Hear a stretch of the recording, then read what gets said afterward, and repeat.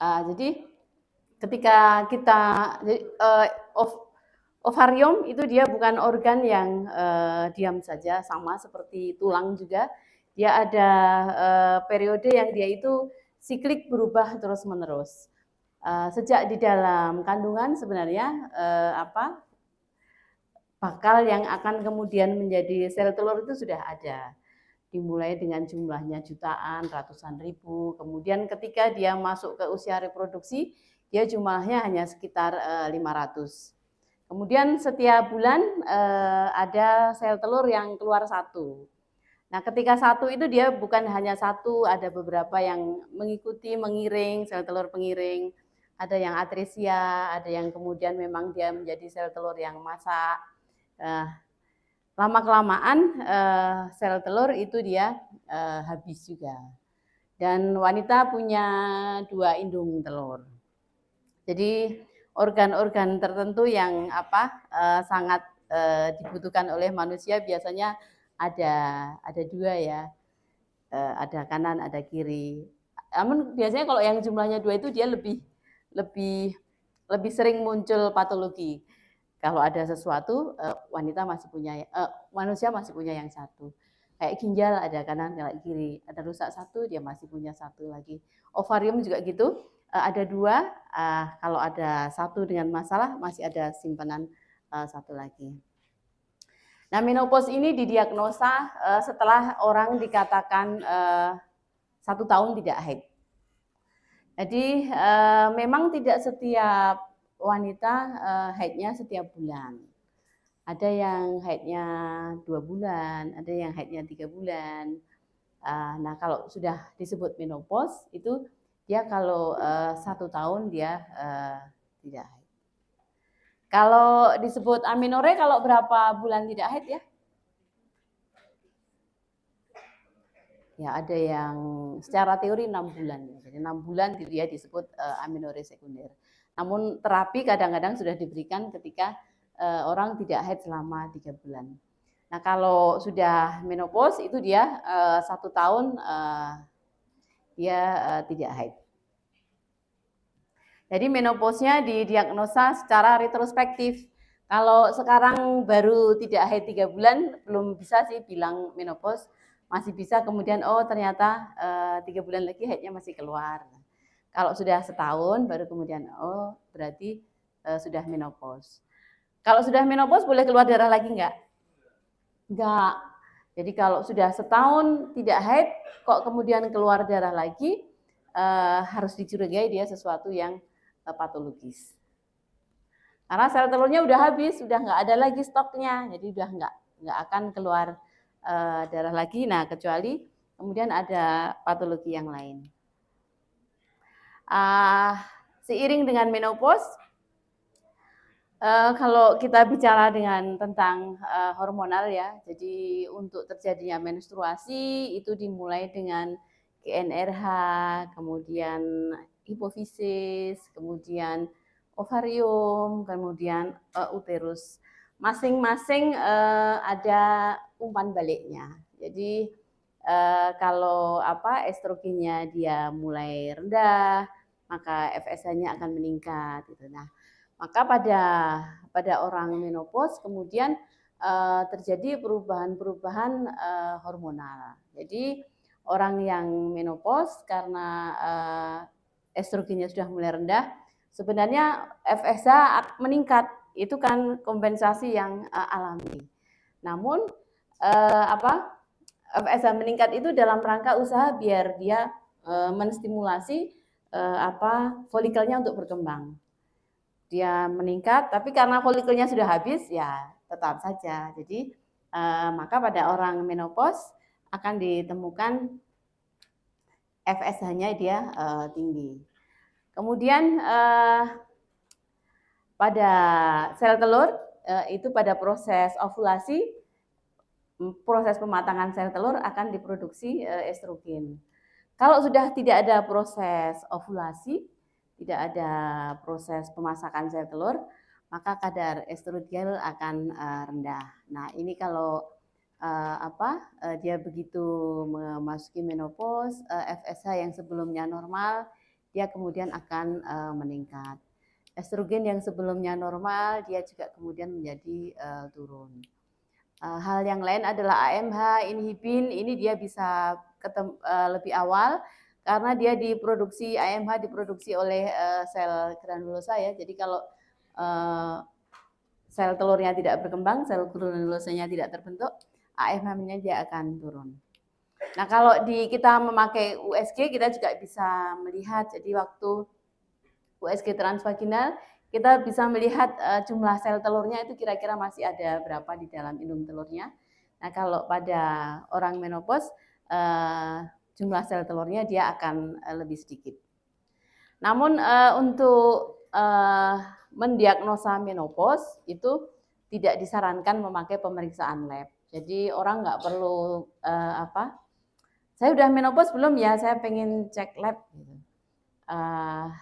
Nggak perlu, karena yang pertama biayanya mahal, yang kedua variasi hasil labnya sangat tinggi sehingga nanti malah membuat keraguan dalam memutuskan seseorang itu sudah menopause atau belum. Jadi cukup dengan diagnosa retrospektif. Tunggu aja, kalau 1 tahun tidak haidnya tidak datang, berarti dia sudah menopause. Ini stadium perkembangan wanita. Jadi dia dimulai dengan masa reproduksi, kemudian ada periode masa menopause transisi, kemudian pada post menopause. Jadi kadang-kadang kayak alarm gitu. Begitu wanita itu masuk usia 40, haidnya sering kacau karena dia mulai memasuki masa perimenopause. Kadang-kadang sel telurnya nggak keluar, haidnya kemudian menjadi mungkin lebih lama, mungkin lebih pendek, mungkin lebih banyak gitu. Dan lamanya itu tidak bisa ditentukan, jadi nggak bisa kemudian oh ini kira-kira 3 tahun lagi ibu akan menopause, nggak bisa ditentukan. Jadi kita nggak bisa memprediksi kapan seseorang itu akan memasuki usia menopause, tapi begitu seseorang itu memasuki usia 40, nah di situ usianya usia perimenopause. Ada perubahan dalam haidnya, dia menjadi siklusnya menjadi memanjang kalau dia sudah makin dekat ke menopause, atau siklusnya nggak datang, jadi bulan ini haid, kemudian 2 bulan nggak datang, bulan berikutnya datang lagi. Jadi ada haid yang skip tidak datang. Dan yang sering menjadi standar adalah kadar FSH-nya.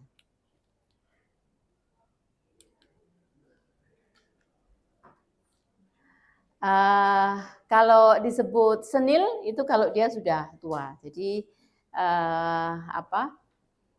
rata-rata usia menopause itu di 50-an, 49, 50, ada yang 53. Kemudian kalau dia sudah 60 tahun, hampir semua wanita sudah menopause. Dan karena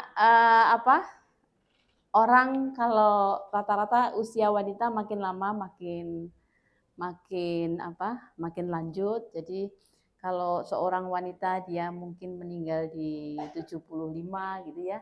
Jadi berapa tahun yang dia habiskan hidupnya dalam posisi yang dia sudah menopause. Sehingga itu menjadi perhatian supaya ketika dia hidup lebih lama, maka kualitas hidupnya dia jangan kemudian menjadi lebih turun.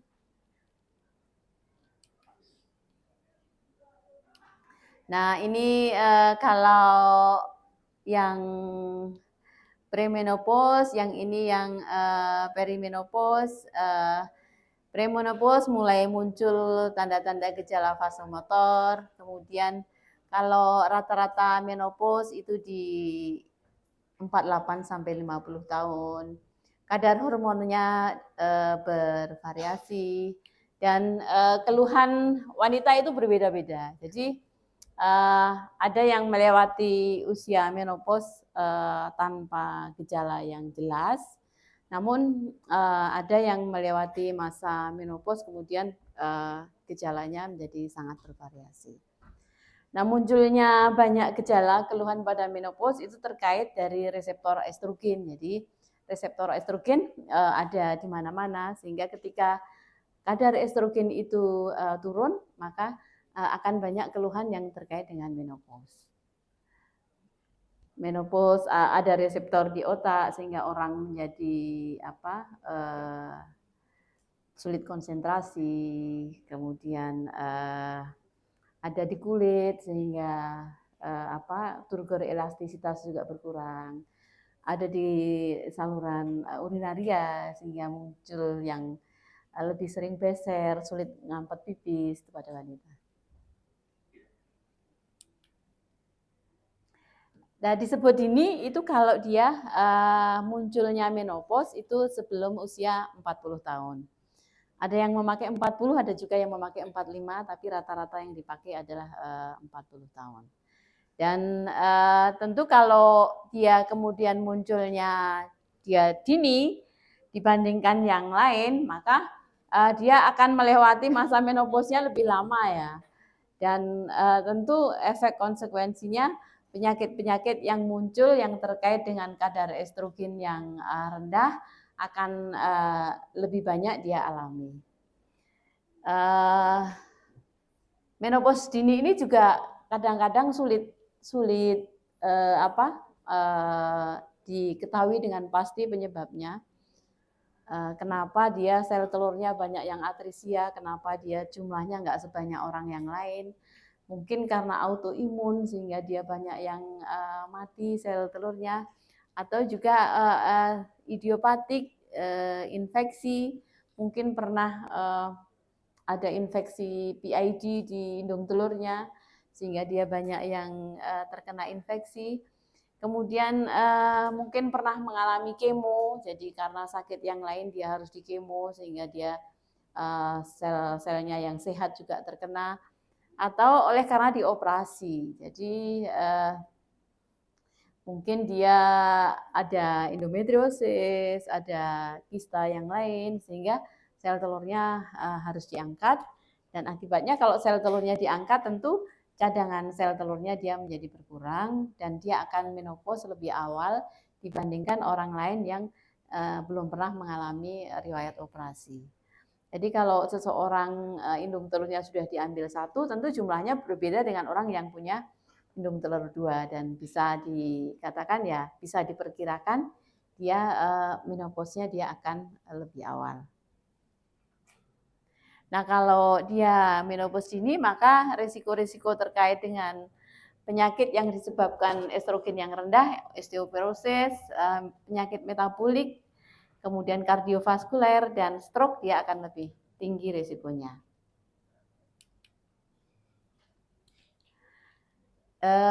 Ini tadi cerita tentang sel telur, jadi dia awalnya dia ada sejak dalam kandungan, kemudian setelah lahir jumlahnya terus berkurang.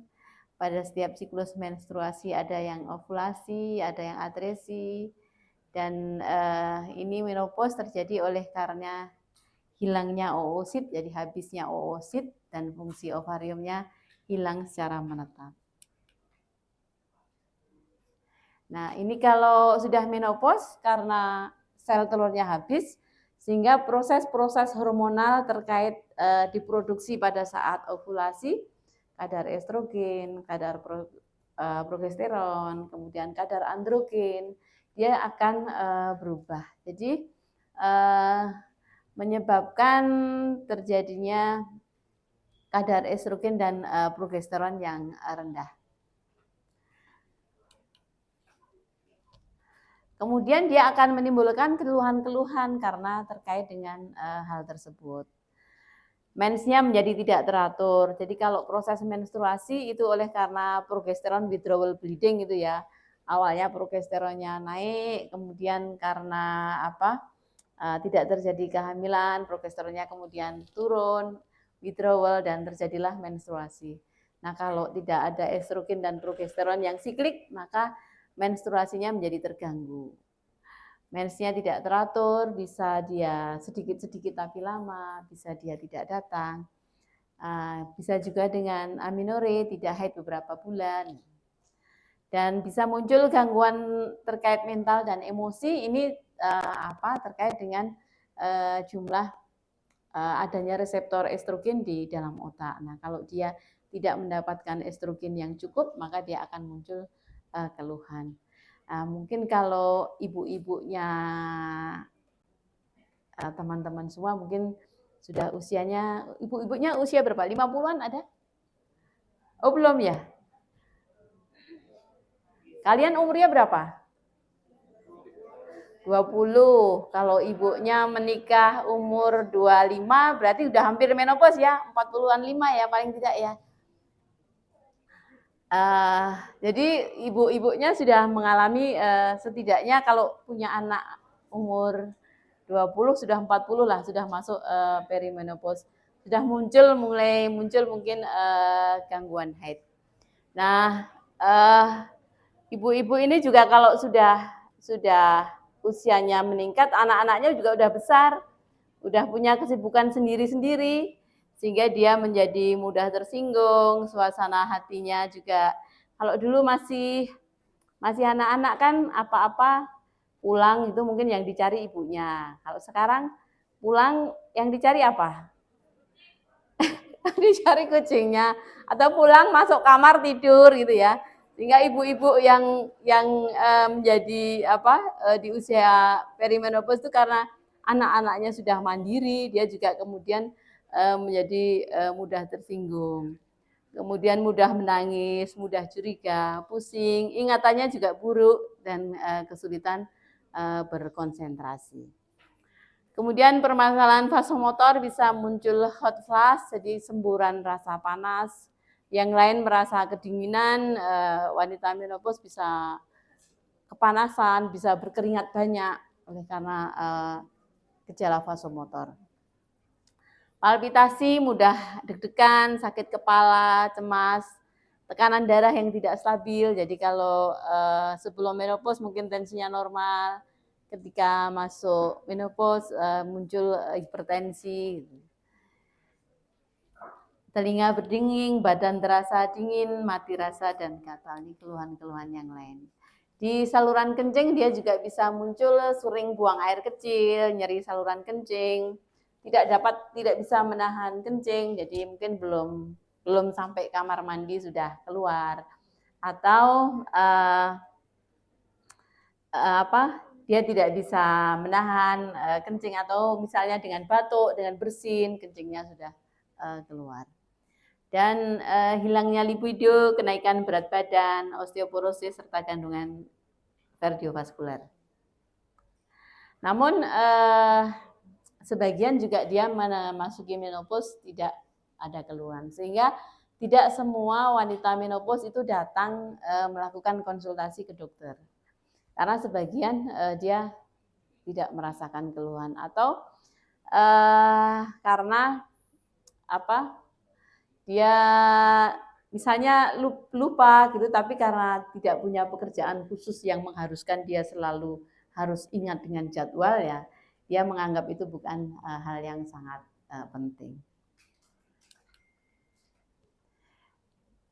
Kapan keluhan-keluhan itu dia akan muncul? Jadi kalau keluhan vasomotor itu dia biasanya di awal-awal, jadi awal-awal menopause. Kemudian kalau keluhan yang terkait osteoporosis, penyakit jantung itu di akhir-akhir setelah 60-an. Kemudian atrofi di vagina, atrofi di kulit itu mulai setelah 50-an. Dan jendela untuk dikerjakan terapi adalah di sini, karena kalau di menopause yang awal, periode perubahan, itu terapinya dia tidak kemudian memberikan dampak yang buruk. Namun kalau diberikan di akhir, dia obat-obatannya menjadi kurang aman. Dan di sini dia jendela untuk kemudian diberikan manajemen terapi sulih hormon. Tentu itu diberikan pada orang yang membutuhkan, kemudian dia juga pengobatan itu aman. Jadi kalau pasiennya tidak merasa membutuhkan, saya nyaman-nyaman saja, nah, tidak perlu di terapi.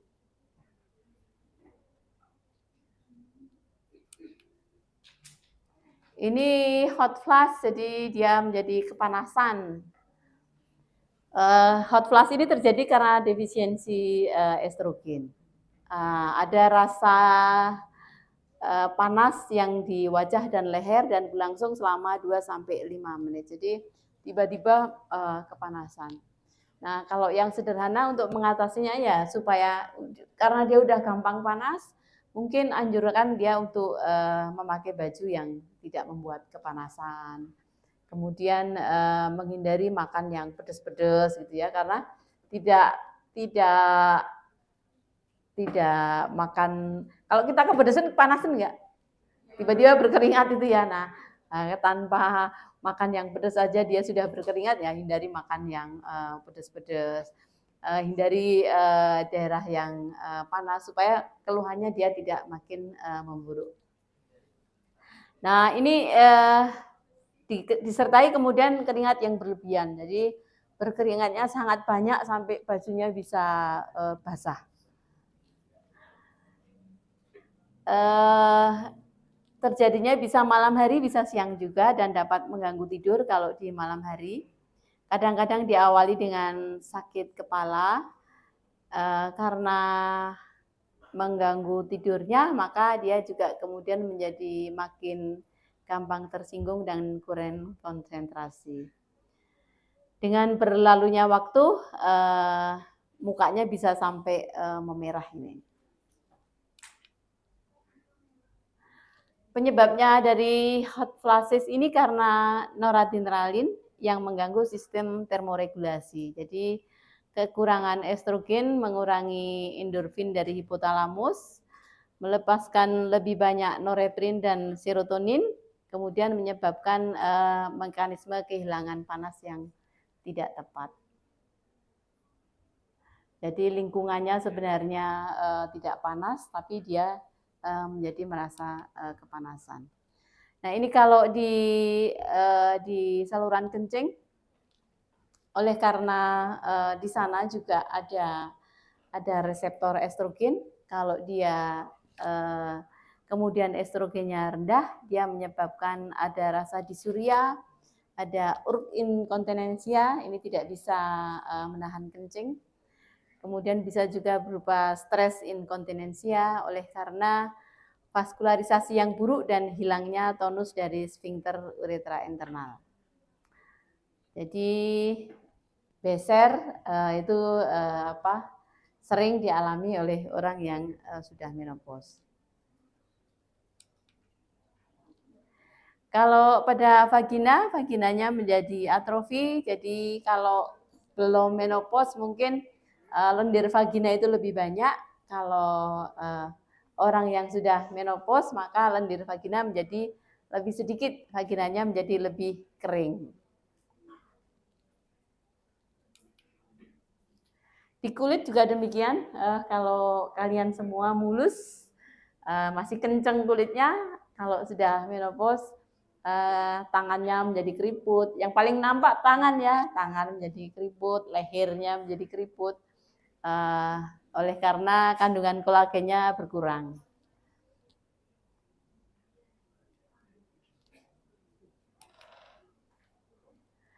Dan muncul gejala-gejala yang lain, hipertensi, osteoporosis, penyakit kardiovaskuler, penurunan kognitif, Alzheimer, kerusakan giginya juga dia lebih mudah goyang, lebih mudah copot. Kemudian ada katarak, glaukoma, dan degenerasi makula. Nah, sehingga kalau orang sudah menopause, maka ada pemeriksaan kesehatan yang lain yang diperlukan. Di antaranya adalah karena menopause sering diikuti dengan kenaikan berat badan, maka diperlukan mengontrol berat badannya, ukur berat badan. Kemudian seiring dengan meningkatnya usia itu muncul penyakit-penyakit yang lain. karena CA cervix itu kan perjalanannya panjang ya, dari kena HPV sampai kemudian muncul CA cervix bisa 10-an tahun, maka dia bisa munculnya di usia menjelang menopause, maka diperlukan pemeriksaan pap smear, pemeriksaan mengukur berat badan, karena risiko keganasan di payudara juga muncul seiring usia, maka lakukan pemeriksaan payudara, memeriksakan tekanan darah karena terkait dengan menopause juga sebagian yang sebelumnya tidak hipertensi menjadi hipertensi. Kemudian melakukan pemeriksaan-pemeriksaan lab yang terkait dengan gangguan metabolik, kolesterol, kemudian gula darah, pemeriksaan USG untuk melihat uterus dan rahimnya. Kemudian juga melakukan pemeriksaan BMD, jadi bone mineral density untuk melihat ada risiko osteoporosis atau tidak. Nah, itu tadi kan gejala-gejala dari menopause. Kemudian pada orang-orang tertentu karena menopause itu menimbulkan gejala yang mengganggu, maka dia diperlukan terapi. Oleh karena menopause itu tadi yang berkurang estrogen, maka terapi pada menopause adalah pemberian terapi sulih hormon atau HRT, hormon replacement terapi. Namun pemilihannya dia dengan melihat apakah ada uterus atau tidak. Oleh karena kalau kita hanya memberikan estrogen saja, nanti akan muncul kelainan patologi di rahimnya, sehingga terapinya individual berdasarkan keluhan yang muncul, juga berdasarkan apa yang dibutuhkan oleh pasien tersebut. Jadi dia tidak bisa disamaratakan kepada semua orang. Kita harus menilainya secara individual apa yang dia dibutuhkan dan apakah ada risiko pada pasien tersebut. Jadi kalau jelas-jelas ibunya penderita kanker payudara, nah tentu kita akan hati-hati, jangan memberikan obat yang bersifat hormonal kalau memang di dalam keluarganya sudah jelas-jelas dia ada faktor risiko kanker payudara. Jadi sifatnya dia individual. Kalau secara umum maka nasihat diet dan gaya hidup ini yang harus lebih dipertimbangkan. Jadi kalau merokok, penghentian merokok. Kalau berat badannya obes ya diturunkan, karena kalau makin berat nanti beban di tulangnya dia juga akan lebih meningkat. Kalau minum alkohol dilarang, tapi orang Indonesia saya rasa kok saya nggak punya kenalan yang minum alkohol. Kemudian peningkatan olahraga untuk bantu kesehatan dan kesejahteraan secara umum. Nah, biasanya ibu kalau sudah memasuki menopause kan anaknya sudah besar-besar ya. Dia biasanya punya kelompok sendiri untuk bertemu dengan sesama yang seusia untuk pergi berolahraga bersama. Atau mungkin kegiatan ibu-ibunya reuni gitu ya, dengan teman-teman SMA-nya, dengan teman sekolahnya dulu itu sama, saya juga kegiatannya kayak gitu. Kemudian untuk gejala vasomotor, muka merah berkeringat, ini juga dia manajemen yang paling tepat adalah dengan pemberian hormon replacement terapi, namun dengan mempertimbangkan manfaat dan risikonya. Jadi dia kalau pada orang yang tepat dia resikonya minimal, namun kalau kita screeningnya kurang tepat maka dia bisa meningkatkan risiko penyakit tertentu terkait dengan pemberian hormon dari luar. Jadi dia jenisnya ditentukan oleh apakah pasien itu ada uterus atau tidak. Nah kalau dia hanya sebenarnya yang dibutuhkan itu hanya estrogennya saja, progesteronnya tidak dibutuhkan. Namun kalau dia hanya memberikan estrogen saja tanpa progesteron, maka akan menimbulkan patologi di dalam uterusnya. Sehingga kalau ada uterus, maka terapinya adalah estrogen dan progesteron. Namun kalau tidak ada uterus, terapinya hanya estrogen saja. Kadang-kadang progesteronnya dia bisa diberikan long acting, jadi sambil diberikan IUD yang ada progesteronnya, sehingga pasiennya dia tidak perlu memakai progesteron. Progesteronnya sudah slow release dari produk progesteron di dalam uterus, dan kemudian tinggal yang diminum atau dioles adalah estrogen. Estrogen ini bentuknya ada yang diminum, bisa juga dengan yang dioles.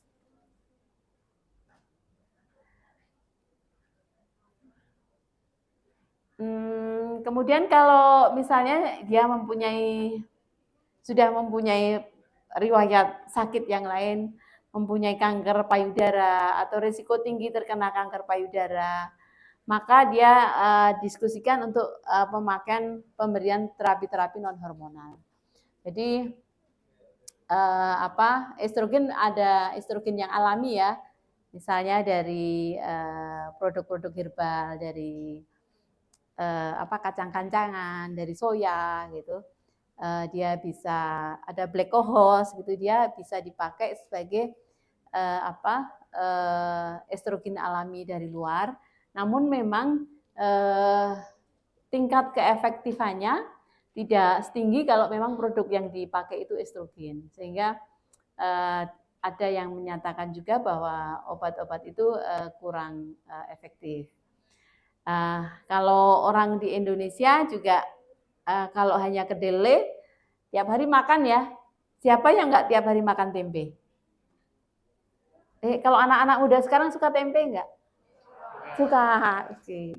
Saya soalnya suka tempe, jadi hampir tiap hari itu selalu ada tempe atau tahu. Setiap hari makan tempe atau tahu karena memang sudah kayak nggak ada bosennya. Bosen nggak makan tempe tahu? Enggak ya. Jadi, nah dia sumber fitoestrogen, sumber estrogen alami dari luar. Jadi mungkin orang Indonesia juga nggak terlalu banyak mengeluh dengan menopause karena sudah setiap hari makanannya tempe dan tahu. Di luar negeri tempe itu sulit loh ya, karena untuk buat tempe butuh suhu yang jamurnya biar muncul itu dia butuh suhu yang hangat ya. Kalau di luar yang suhunya dingin, membuat tempe menjadi suatu problem, suatu masalah. Ini jenis-jenis HRT, jadi dia bisa memakai IUD yang ada hormonnya, ada progesteron, sehingga dia kemudian progesteronnya tidak perlu diminum, kemudian dikombinasi dengan estrogen yang dioles. Jadi pasiennya tidak minum apa-apa, dia memakai IUD dan dioles. Kemudian memakai obat kontrasepsi oral yang low dose, atau dia meminum estrogen dan progesteron. Jadi dia setiap hari minum estrogen, kemudian dalam 10 hari terakhir dia meminum progesteron yang alami. Nah, yang terkait dengan isu bahwa HRT meningkatkan risiko kanker payudara, itu terkait dengan progesteron yang dipakai. Jadi kalau yang dipakai adalah progesteron yang alami, maka dia tidak akan meningkatkan risiko itu. Tentu juga dibarengi dengan screening yang tepat. Jadi sebelum melakukan HRT ada pemeriksaan USG atau mamografi gitu. Karena kadang-kadang memang kanker payudara faktor risikonya dia tidak terlampau jelas ya. Jadi tahu-tahu ternyata muncul kanker payudara. Nah, kalau screeningnya tidak dikerjakan tepat, maka orang menjadi kemudian menyalahkan HRT-nya. Padahal tanpa HRT pun orang bisa muncul kanker payudara.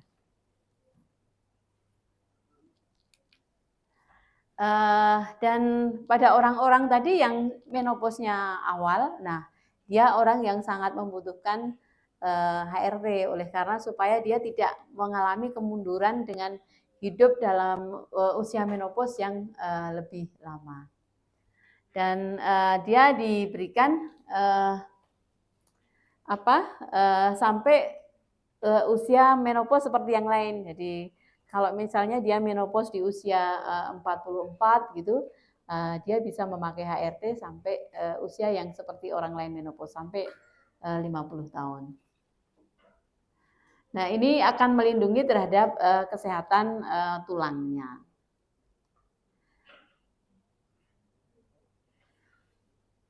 Selain itu juga dia melindungi terhadap penyakit kardiovaskuler. Namun pemberian HRT ini lebih banyak ditujukan untuk pencegahan ke arah osteoporosis. HRT tidak bisa dipakai untuk pencegahan terhadap penyakit kardiovaskuler. Jadi meskipun dia menimbulkan efek protektif, kita tidak bisa mengatakan ayo pakai HRT biar nggak kena sakit jantung, enggak. Tapi kalau ayo pakai HRT supaya tidak kena osteoporosis, itu benar. Jadi meskipun melindungi, tapi dia tidak menjamin bahwa kardiovaskulernya dia tidak akan muncul. Nah, dia perlu diidentifikasi, jadi ada pemeriksaan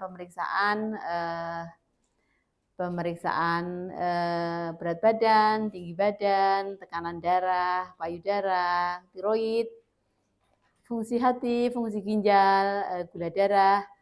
Ini BMD, pap smear juga baik dikerjakan untuk mencari kira-kira orang ini termasuk yang berfaktor risiko atau tidak.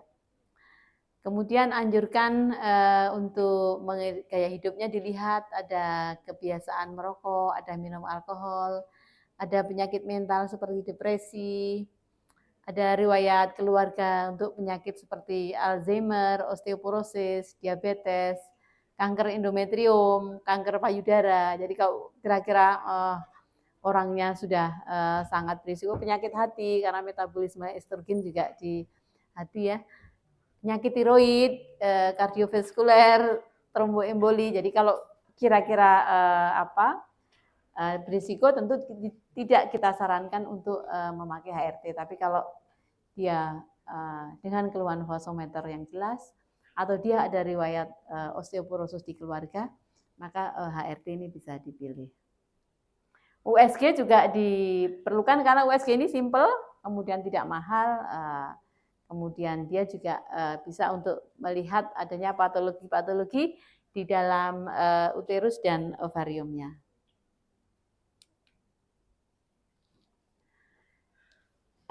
Kemudian nanti dilakukan serial, jadi sebelum memakai, kemudian dievaluasi setelah memakai.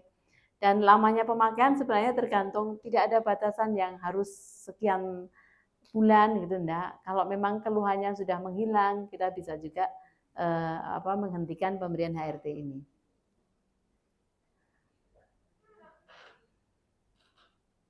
Kemudian dalam kasus perdarahan vagina yang tidak terdiagnosa, tumor ganas yang tergantung estrogen, misalnya ada kanker endometrium, kanker payudara, tromboemboli aktif, penyakit hati aktif, penyakit kandung empedu, ini hormon replacement terapi ini dia tidak digunakan. Ini ada manfaat dari pemberian hormon dari luar. Jadi secara tepat ini akan memberikan lebih banyak manfaat daripada risikonya. Namun tetap juga dipengaruhi oleh pola makan, gaya hidup, dan riwayat kesehatan di keluarga. Penggumpalan darah atau tromboemboli vena ini peningkatan risikonya kecil pada HRT tablet, tetapi tidak pada HRT yang transdermal. Jadi kalau kita mau menghindari adanya gangguan di pembuluh darah, maka dipilihlah HRT yang dioles estrogennya. Kemudian transdermal yang dioles juga dipilih pada wanita yang berisiko mengalami gangguan di pembuluh darah, termasuk pada orang yang dia berat badannya lebih dari 30 kilo. Kemudian kalau ada penyakit jantung, maka oleh karena pertimbangan tentang penyakit jantung, maka HRT ini tidak diberikan pada orang yang usianya sudah 60 tahun. Jadi dia diberikannya window-nya di usia perimenopause. Namun HRT ini menyangkut juga dengan biaya ya, jadi tidak murah, antara ratusan ribu, jadi mungkin sekitar 400-500 ribu setiap bulan cukup bermakna ya untuk suatu terapi dari HRT ini. Ada sedikit peningkatan risiko stroke dengan yang bentuk tablet yang diminum, tapi tidak dengan yang transdermal. Tetapi risiko awal pada wanita di bawah 60 sangat kecil, dan HRT ini yang jelas pasti adalah dia mengurangi risiko patah tulang.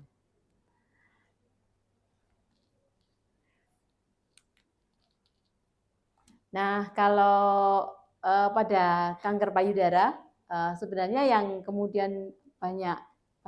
Jadi awalnya dulu HRT ini banyak digunakan, kemudian ada survei dari WHI itu yang membuat kemudian orang menjadi ketakutan.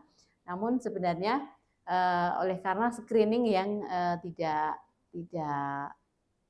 detail pada pemilihan mana yang boleh, mana yang tidak. Jadi kalau screeningnya bersifat individual, jadi tidak mensamaratakan semua orang boleh memakai, maka pemakaian HRT ini menjadi aman. Tapi kalau tidak di screening, kemudian pemakaiannya disebarluaskan kepada semua orang boleh memakai, maka dia menjadi sesuatu yang berisiko, karena sebagian orang itu memang ketika menjelang menopause muncul kanker payudara. Dan memang kanker payudara cukup banyak ya, jadi punya enggak saudara yang, saya rasa banyak di sini. Ada yang punya saudara kena kanker payudara? Ada? Enggak ada? Karena ternyata setelah saya seiring dengan meningkatnya usia, saya sudah mengenal, ada teman saya yang meninggal kena kanker payudara. Ada teman kerja saya terkena kanker payudara. Istrinya Pak itu kena kanker payudara, dan jumlahnya cukup tinggi meskipun mereka tidak memakai HRT. Jadi karena insidensinya yang cukup tinggi itu yang kemudian bisa membuat seseorang takut memakai HRT ini.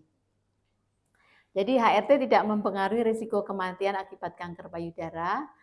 HRT dengan estrogen dikaitkan dengan sedikit atau tidak ada peningkatan risiko kanker payudara. HRT dengan estrogen dan progesteron dapat dikaitkan dengan peningkatan risiko kanker payudara yang berhubungan dengan durasi pengobatan dan risiko berkurang setelah menghentikan HRT. Ada pendapat bahwa HRT dapat meningkatkan pertumbuhan sel kanker payudara pada wanita yang sudah ada. Jadi kalau dia sudah berfaktor risiko, jadi misalnya sudah ada riwayat di dalam keluarganya ada risiko kanker payudara, kemudian dia masih memilih untuk memakai HRT, maka dia risiko munculnya memang dia kemudian menjadi meningkat. Belum diketahui dengan jelas apakah jenis progesteron berbeda dengan risiko yang berbeda. Namun yang terakhir memang pemakaian progesteron alami, jadi yang micronized progesteron itu menurunkan risiko terjadinya kanker payudara. Artinya kalau kita memakai progesteronnya pilihannya tepat, memakai pada orang yang tidak berisiko kanker payudara, memakai pada orang yang sudah di screening sebelumnya, jadi sudah di USG, sudah di mamografi sebelum memulai terapi, maka dia masih menjadi suatu pilihan yang bisa pilihan terapi yang bisa dipakai. Menopause kalau nulisnya dipisah jadi menopause. Ada pertanyaan? Ya, karena masih suatu cerita yang belum akan dialami ya, bukan sesuatu yang menarik. Ini cerita untuk ibu-ibunya di rumah.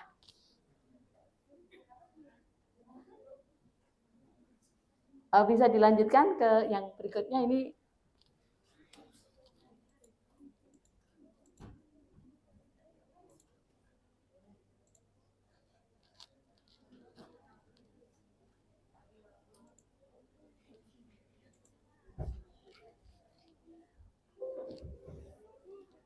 Nah, tadi osteoporosisnya udah ditinggung sedikit, jadi kemudian yang karena ini blognya tentang tulang itu ya, jadi ya kenapa tadi tulangnya dikaitkan dengan menopause supaya memahami bahwa pada saat menopause ada perubahan kadar estrogen, kemudian pada organ-organ lain estrogen ini mempunyai efek dan dia juga mempunyai efek di tulang.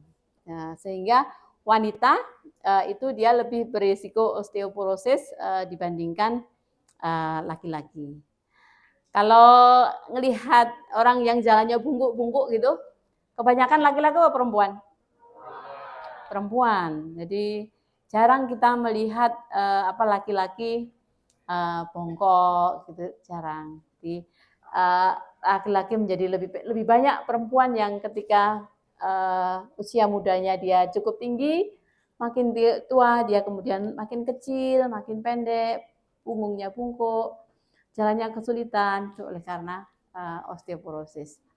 Dan osteoporosis menimbulkan keluhan enggak? Terasa enggak? Jadi dia kalau belum patah tulang belum terasa. Nah, itulah yang kemudian harus menjadi perhatian yang lebih. Jadi karena kalau sudah ada enggak yang punya nenek yang tiba-tiba jatuh kemudian patah tulang?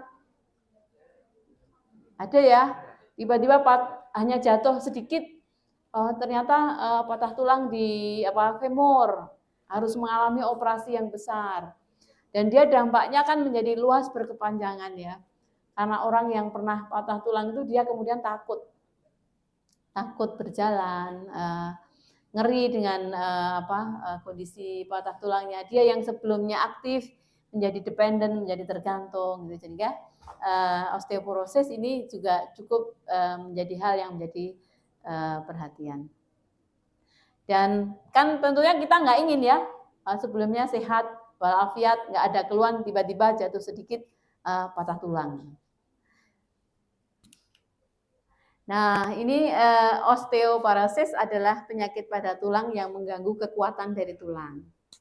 Disebabkan penurunan progresif dari massa tulang. Nah, tulang itu dibagi, ada yang di luar ini korteks, kalau dia yang keras kita lihat itu korteks, yang di tengah ini yang trabekula. Nah, yang menjadi osteoporosis adalah yang di tengah yang trabekula. Osteoporosis ini dia silent, jadi nggak ada keluhan, kalau nggak diperiksa nggak ketahuan. Tapi kalau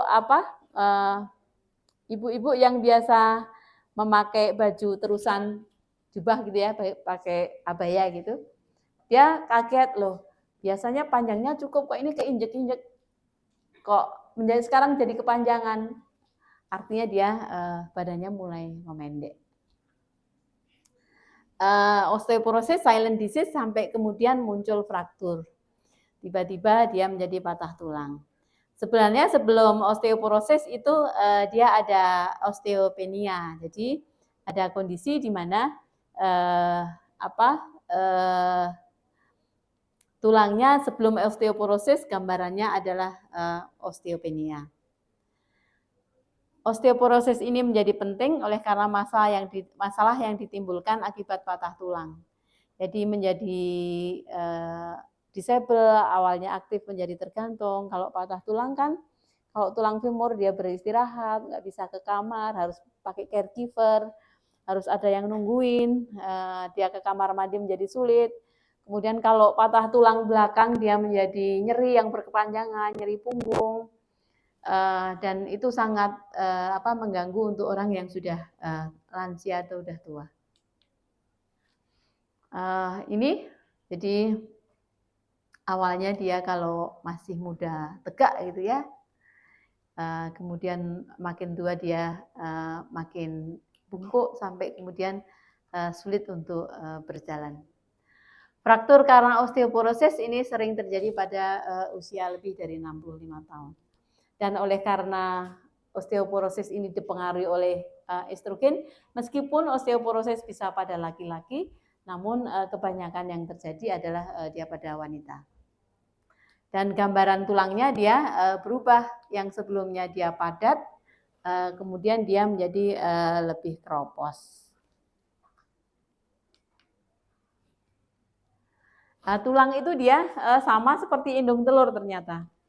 Dia bukan sesuatu organ yang dia diam gitu, enggak. Dia ada turnover-nya. Dia ada pembentukan oleh osteoblast, kemudian dia ada resorpsi oleh osteoklas. Jadi dia mengalami turnover.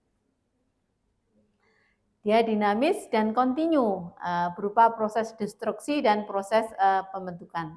Nah, proses penuaan dan turunnya estrogen ini mempengaruhi dari osteoklas. Jadi kalau dengan estrogen yang turun, maka osteoklasnya dia kerjanya akan makin aktif. Sebenarnya ya dia mekanisme dalam rangka menjaga supaya kadar kalsium di dalam tubuh itu dia tetap. Jadi tulang itu dia seperti sumber kalsium. Jadi kalau makanannya kurang kalsium, maka yang tubuh mengambilnya dari tulang. Dan sebenarnya di usia muda ini kesempatan untuk mempunyai cadangan kalsium yang cukup. Jadi kebiasaan asal tidak obesitas loh ya, kebiasaan minum susu, mengkonsumsi kalsium itu dia hal yang bagus karena dia mempunyai dalam rangka mempunyai tulang yang dia lebih kuat.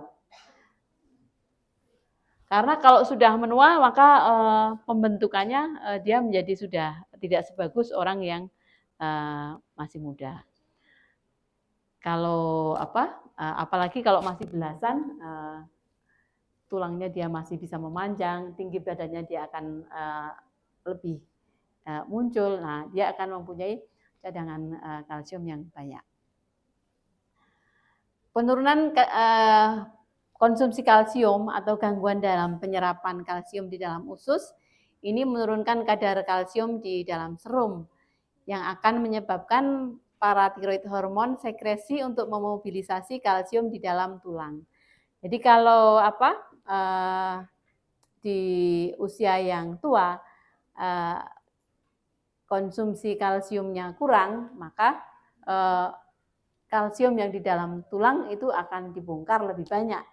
Di samping itu, dengan estrogen yang rendah, maka proses itu akan berlangsung lebih berlebihan, menyebabkan kemudian risiko dari pada osteoporosis ini.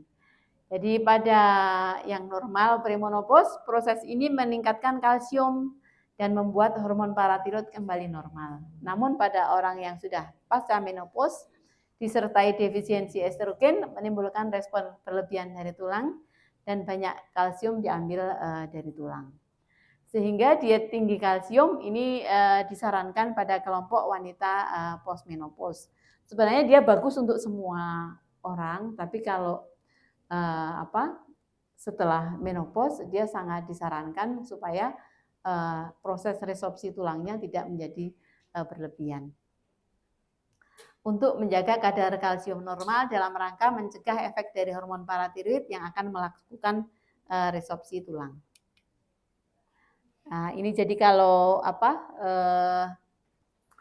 kalsiumnya itu rendah, maka kalau ada kalsium yang rendah, sebenarnya ada usaha peningkatan kalsium, ada peningkatan resorpsi kalsium, ada peningkatan sintesis paratiroid, kemudian juga ada ini peningkatan resorpsi dari tulang. Nah, kalau dia sudah menopause, dalam rangka menjaga plasma kalsiumnya tetap, maka proses ini dia menjadi berlebihan.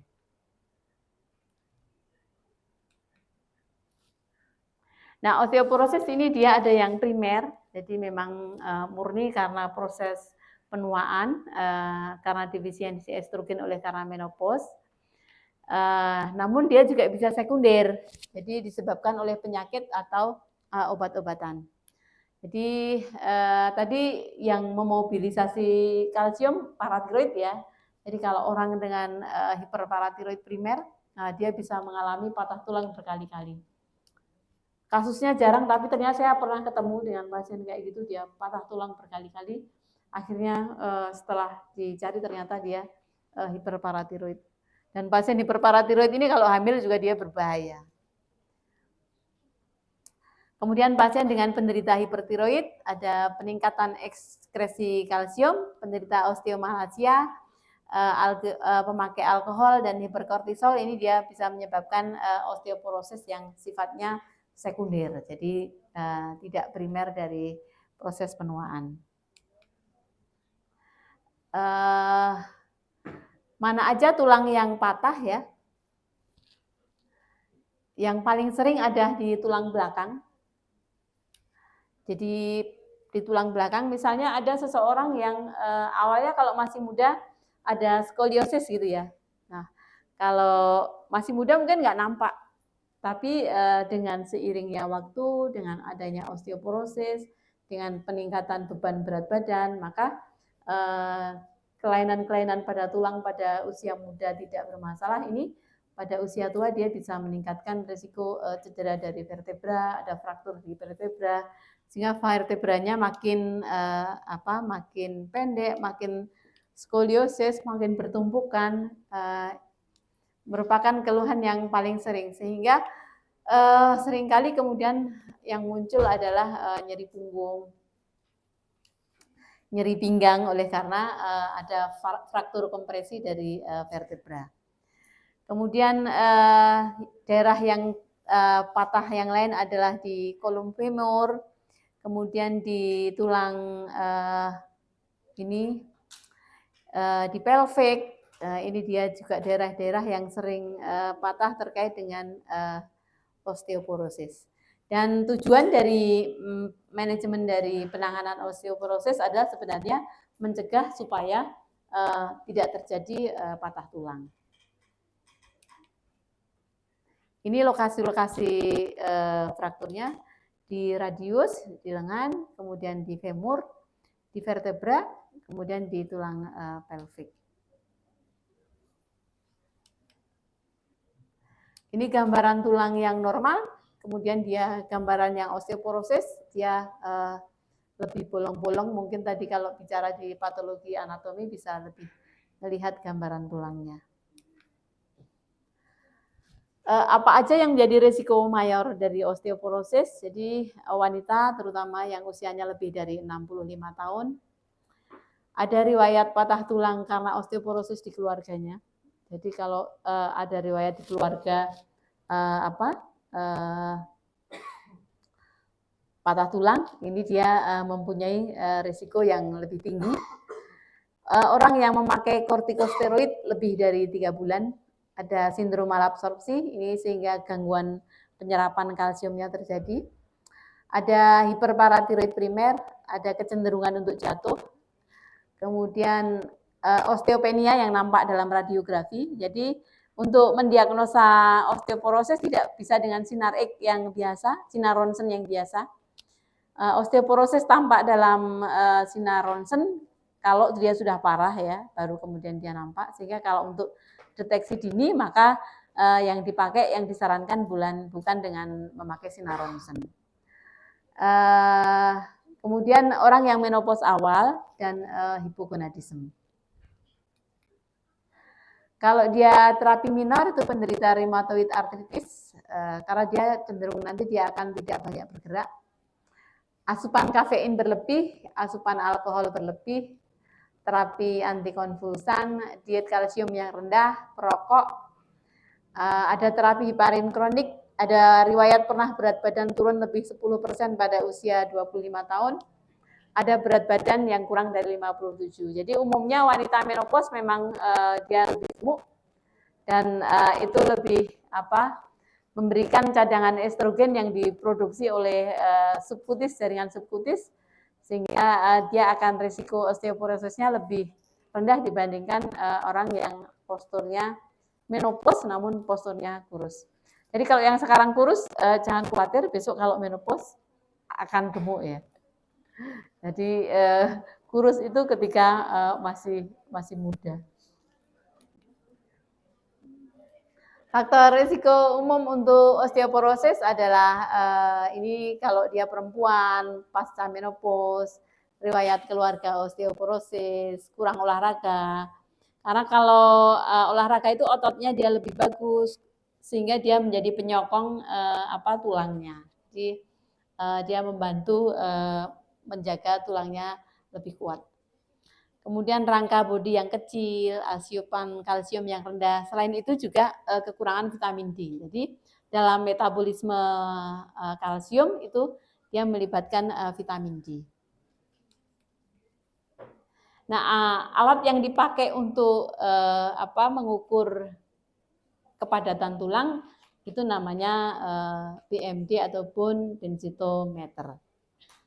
Ini hampir sama dengan seperti ronsen, namun dia memakai energi yang dia lebih rendah dan lebih sensitif untuk melihat kepadatan tulang. Yang diukur ada 3 tempat, jadi di tulang tempat-tempat yang sering patah, jadi di lengan, kemudian di tulang di femur, dan di tulang belakang. Pemeriksaannya singkat, kemudian tidak nyeri, namun cukup mahal.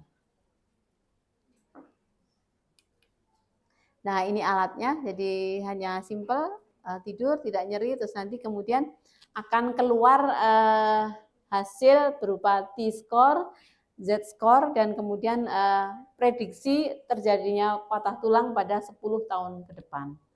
Jadi ini bagus untuk misalnya dalam rangka mencegah terjadinya osteoporosis, supaya karena dia silent ya, supaya tidak orang kemudian tahu-tahu jatuh sedikit menjadi patah tulang. Ini dia nanti dia disebut osteoporosis kalau T-score-nya kurang dari -2,5. Kalau osteopenia itu kalau antara -1 sampai -2,5, kalau di atas ini adalah normal bone density. Risiko patah tulang paling sering pada orang yang sudah osteoporosis.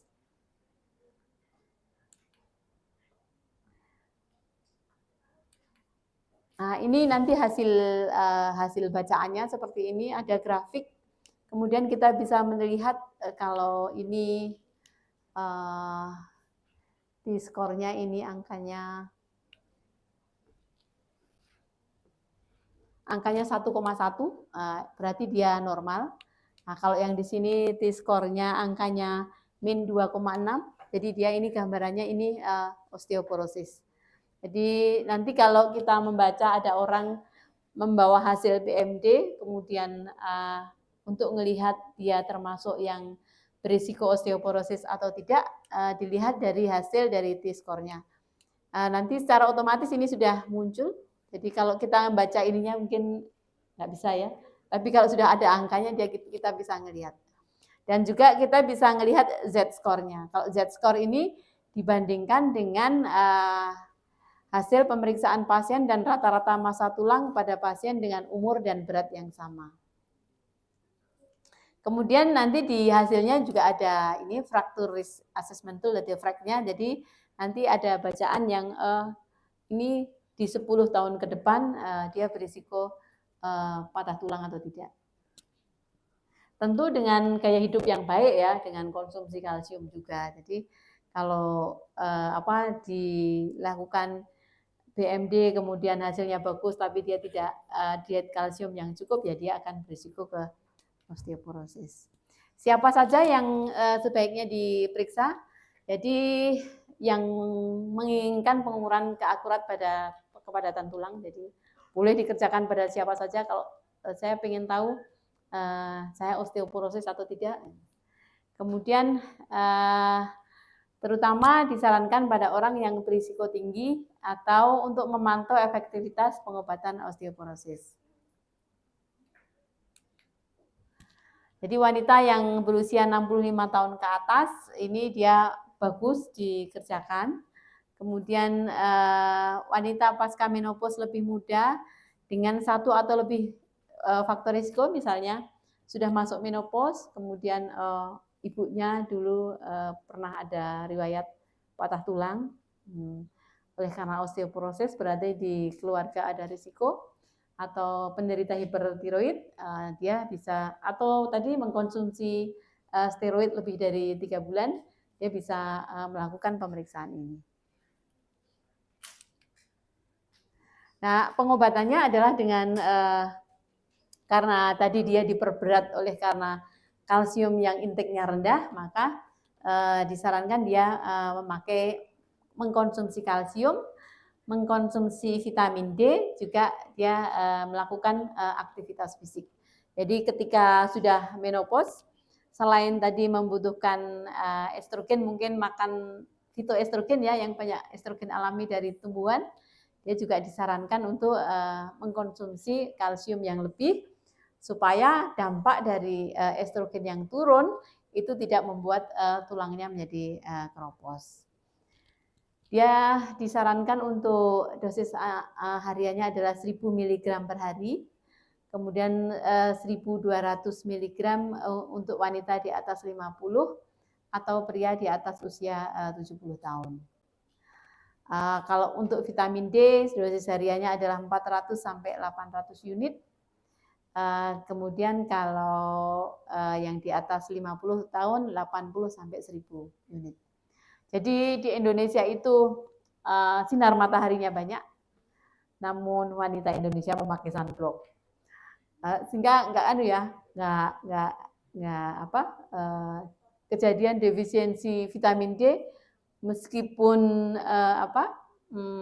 sinar mataharinya berlebihan cukup tinggi. Jadi kalau diteliti prosentase hampir semua wanita Indonesia, karena vitamin D juga dibutuhkan pada wanita hamil, dan sekarang menjadi suplemen yang hampir rutin seperti kayak zat besi, karena kejadian defisiensi vitamin D pada wanita itu cukup tinggi. Nah, selain untuk hamil, dia untuk wanita menopause juga dibutuhkan. Obat-obat juga dia bisa dipakai. Kalau ini dalam rangka meningkatkan cadangan kalsium. Jadi dia bisa pemberian bifosfonat. Ini bisa ada yang sekali seminggu, ada yang sekali sebulan. Kemudian selektif estrogen reseptor. Kemudian ada kalsitonin, ada HRT tadi, ada hormonal replacement terapi, bisa pemberian estrogen dari luar. Ada pemberian paratiroid hormon. Tentu obat-obat yang dipilih tergantung mana yang pas pada pasien tersebut. Dan osteoporosis ini memang jadi saya juga jarang menerima pasien konsultasi saya osteoporosis atau tidak. Kalau dia datang ke dokter bedah tulang, kalau kondisinya dia sudah patah tulang. Jadi memang concern dari wanita Indonesia untuk konsultasi tentang osteoporosis ini masih agak rendah. Dan yang dibutuhkan adalah asupan kalsium, asupan vitamin D, kemudian olahraga yang sifatnya weight bearing, jadi melibatkan kekuatan, mengurangi konsumsi alkohol. Kalau ada faktor risiko dia dicegah, dan pengobatan kalau memang dia sudah terdiagnosa osteoporosis. Terima kasih. Ada pertanyaan?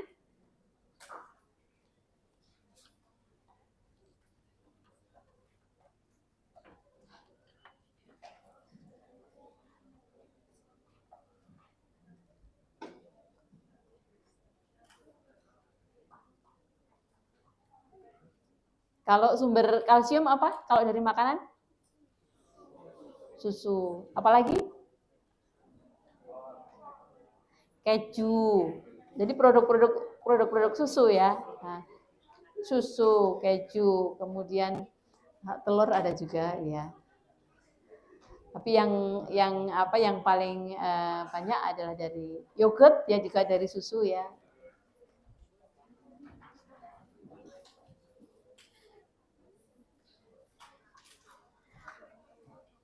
Oke, kalau tidak ada pertanyaan, saya cukupkan sekian dulu.